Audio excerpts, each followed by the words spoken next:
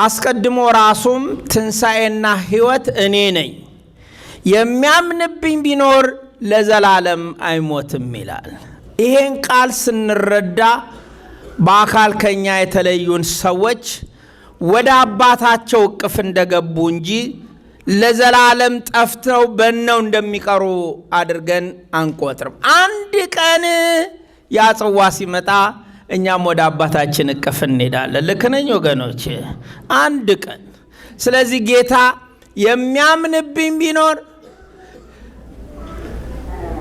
አይሞትም፣ ምክንያቱም እኔ ትንሣኤና ሕይወት ነኝ ብሎ በምድራዊ አገልግሎት ውስጥ ይህንን ቃል እየሰበከ ስለ ዘላለም ሕይወት ጉዳይ ይናገር ነው። እርግጥ ነው የዘላለም ሕይወት ጉዳይ ዛሬም አመን ለምንለውም ለኛ ያልተመለሰ ጥያቄ ነው። ከሞት በኋላ ግን ምንድን ነው ያለው? እንዴት ነው የሚኖረው?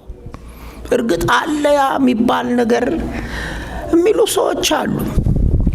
እሱ ቢኖርም ባይኖርም መልካም መሆን ይሻላል ብለው የሚሰብኩም ሰባኪዎች አሉ። አይደለም ወገኖች? ግን በኦርቶዶክሳዊት ቤተ ክርስቲያን ሐዋርያዊም ትስስር ባላቸው አብያተ ክርስቲያናት ቅዱስ መጽሐፍ እንደሚነግረን እንደሚያስተምረን ከሞት በኋላ የዘላለም ሕይወት አለ። ክብር ምስጋና ለስሙ ይሁን። እንዲያ ባንኖር ኖሮ፣ ያ ተስፋ ባይኖር ኖሮ፣ ያ ሕይወት ባይኖር ኖሮ ምድር ላይ ያለው የሰው ያኗኗር ጠባይና ዘይቤ ከዚህ በበለጠ አውሬያዊ ይሆን ነበረ።